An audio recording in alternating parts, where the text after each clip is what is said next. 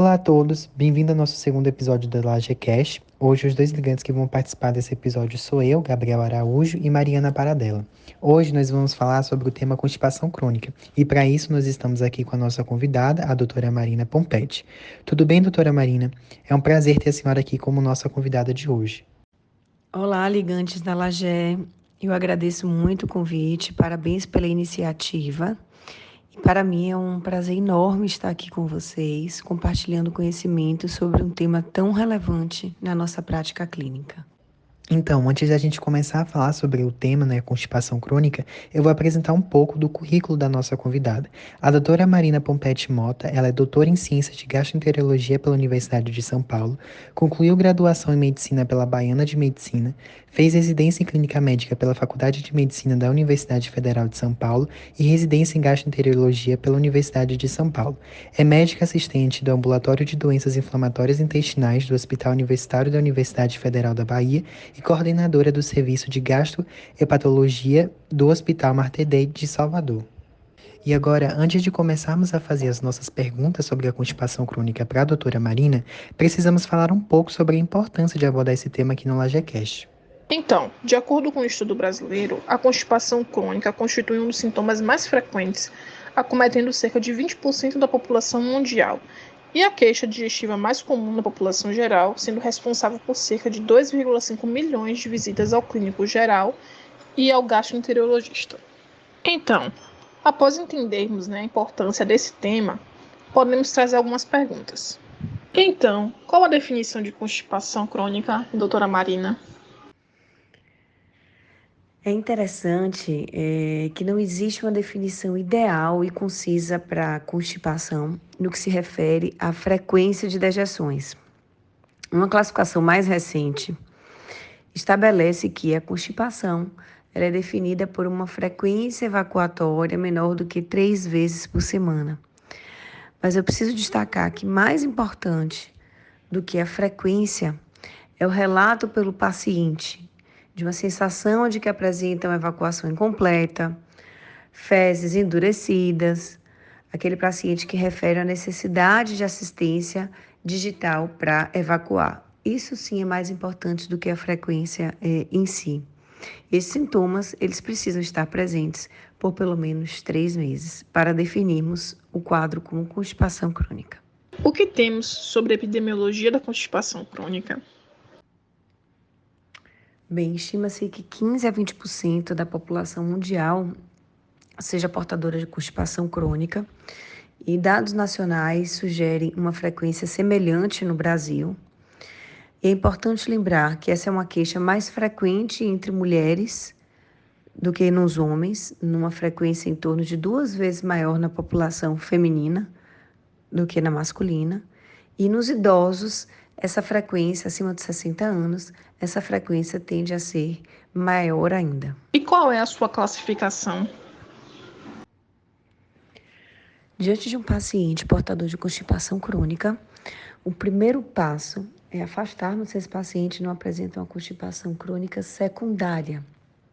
Secundária a algumas desordens neurológicas, como doença de Parkinson, um trauma prévio com lesão medular, esclerose múltipla avançada, diabetes mellitus de longa data.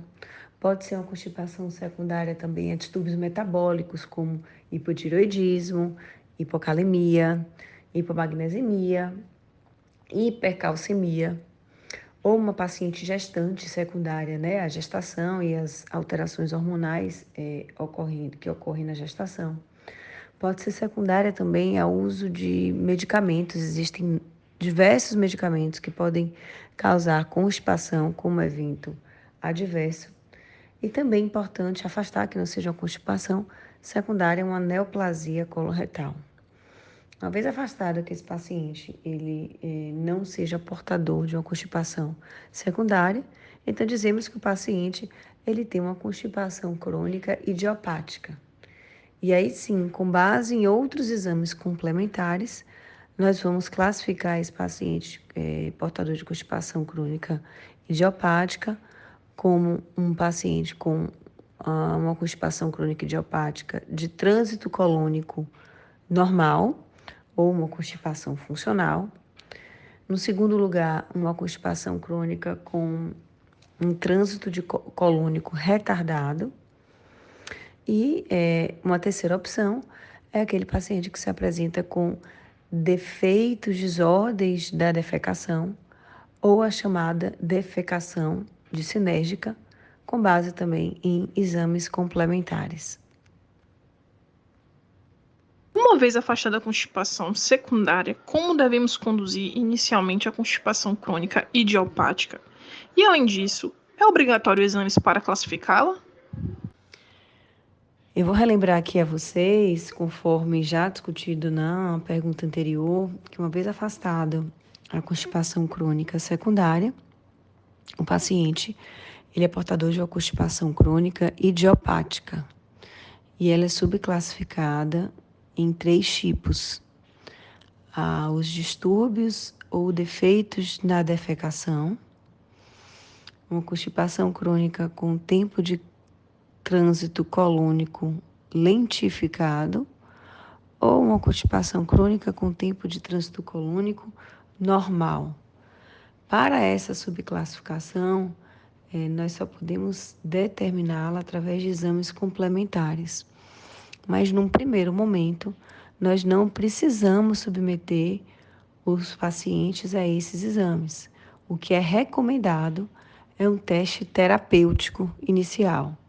E somente nos pacientes, aqueles pacientes que não apresentam resposta a um teste terapêutico inicial, é que nós devemos realizar exames complementares na tentativa de subclassificar a constipação crônica idiopática. E nesse primeiro momento do teste terapêutico, o recomendado é mudanças dietéticas com o aumento da ingestão de fibras, lembrando que o recomendado são 25 a 30 gramas de fibras por dia. A prática de atividades físicas é muito importante. O aumento da ingestão de líquidos e o uso de laxantes, sejam eles fibras naturais ou outros tipos de laxativos. E aí, somente os pacientes que não apresentam resposta a esse tratamento inicial é que nós devemos lançar mão de exames complementares para classificar a constipação crônica idiopática. E devo lembrar ainda que naqueles pacientes que estes exames estiverem normais, ele pode ser um portador da síndrome do intestino irritável na sua forma crônica, que por definição se apresenta com dor abdominal associada. Como investigar a constipação crônica secundária? E nas medicações, para alertar a vocês na investigação das principais medicações causadoras de obstipação, eu destaco aqui o uso de opioides, como tramadol e morfina, o uso de antihistamínicos ou antiespasmódicos, como o uso crônico do famoso Buscopan, diversos medicamentos prescritos por psiquiatras para tratamento de depressão ou ansiedade podem causar também constipação. O mais famoso é os antidepressivos tricíclicos, como amitriptilina e nortriptilina. O uso de antihipertensivos, como bloqueadores do canal de cálcio, ou mesmo aquele paciente que está em reposição de ferro oral, o ferro pode causar obstipação, ou uso de antiácidos contendo hidróxido de alumínio. O alumínio ele é obstipante, enquanto o magnésio ele tem um efeito laxativo. Doutora Marina, quais os tipos de laxativos estão disponíveis para tratar a constipação crônica? Eu começo destacando que o principal antes de iniciar qualquer tipo de laxante é aumentar o estímulo de fibras na dieta pelo paciente. O ideal são 25 a 35 gramas de fibras por dia, o que equivale a 5 a 8 porções de frutas ou verduras. Isso pode ser otimizado através do aumento do consumo de aveia, chia, linhaça e a preferência por alimentos ricos em fibras. Importante também a ingestão de água e atividade física como medidas iniciais no tratamento da constipação. Passando para os tipos de laxantes, que é a pergunta principal, nós temos 5 tipos. O primeiro deles, os formadores de bolos, o bolo fecal, que, como o próprio nome já diz, aumenta o bolo fecal e melhora o trânsito intestinal.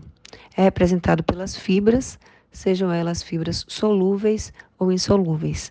Existem diversas disponíveis no mercado, mas eu destaco aqui a mais estudada e com a melhor evidência científica, que é o psyllium, que comercialmente é vendido com o nome de metamucil, mas é uma fibra que pode ser encontrada também em casas de produtos naturais. Tem também a policarbofila cálcica, que é comercialmente conhecida como Benestare, além de outras opções. A segunda classe de laxantes são os laxantes osmóticos, e como o próprio nome também já diz, tem o efeito de aumentar a absorção de água pelo bolo fecal e, com isso, otimizar o trânsito intestinal. O principal representante é o polietileno glicol, cujo nome comercial é Movalax ou Peglax, e temos também a lactulona, que traz o inconveniente de distensão e desconforto quando utilizada em doses elevadas. A terceira classe são os irritativos, que, como o próprio nome já diz, tem o seu efeito irritativo de aumento da motilidade da musculatura intestinal e é representado pelo bisacodyl, também conhecido como Ducolax, Lactopurga, além do sene e cáscara sagrada. Estes são medicamentos que devem ser evitados o uso prolongado a longo prazo devido a seus possíveis efeitos colaterais, inclusive a piora da obstipação. A quarta classe são os emolientes, menos utilizados e com menos evidência na prática clínica, que é representado pelo óleo mineral. E temos também a procaloprida, que representa a quinta classe, que é o efeito procinético, é uma droga com efeito procinético. Ela age como um agonista do receptor de serotonina colônico e, por conta disso, ela tem o seu efeito de aumentar a motilidade intestinal. Então, ela tem um efeito procinético intestinal e também pode ser utilizada no tratamento da constipação crônica. E, para finalizar, quais informações a senhora acha que seriam essenciais para os idosos com constipação crônica e quando consultar um médico com esse quadro? Bem, o idoso é um grupo que sempre merece um cuidado especial. A constipação é mais comum nos idosos e nessa população também é mais comum as causas secundárias de constipação, seja pelo uso de medicamentos, como nós conversamos no início, que podem precipitar a constipação, seja pela concomitância de doenças neurológicas, que podem também precipitar a constipação secundária, ou o fato de ingerirem menos líquido, a maior restrição à atividade física, a menor ingestão de fibras. Tudo isso são fatores que podem agravar a constipação no idoso. É por isso que o idoso sempre merece um acompanhamento médico, seja do seu geriatra, seja de um gastroenterologista, para uma história clínica detalhada e, através de exames complementares, afastar causas secundárias e ter um manejo adequado. Não devemos esquecer também que no idoso é mais comum a impactação fecal, fecaloma, e essa é uma situação muito dolorosa para o idoso. Então, nós precisamos orientar o idoso e a família quanto às medidas e a importância das medidas para prevenir que alcance um quadro como esse. Eu diria 3 situações principais para o paciente procurar atendimento médico. A primeira é aquele paciente que se apresenta com uma obstipação de início súbito ou recente.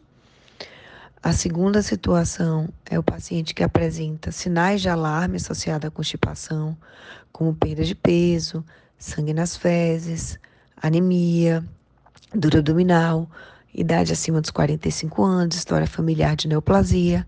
E neste cenário, eu vou lembrar também como diagnóstico diferencial no jovem a doença de Crohn, que pode se manifestar como constipação associada a sinais de alarme, e é uma doença que eu tenho um cuidado especial. E a terceira situação é o paciente que não apresenta resposta a medidas comportamentais, como atividade física, aumento de líquido, ingesta de líquidos na dieta e aumento de fibras na dieta. Porque estes pacientes que não apresentam resposta a essas medidas, eles tendem a fazer uso crônico e indiscriminado de laxantes. E muitas vezes esses laxantes, quando usados cronicamente, podem ser prejudiciais, alguns deles até piorarem a constipação. Então essa eu diria que também é uma indicação de avaliação médica. Muito obrigada, doutora Marina, pela participação em nosso LajeCast. Agradeço muito e esperamos que venha mais vezes. Então, chegamos ao fim de mais um LajeCast e agradecemos a participação dos ouvintes. Até o próximo episódio.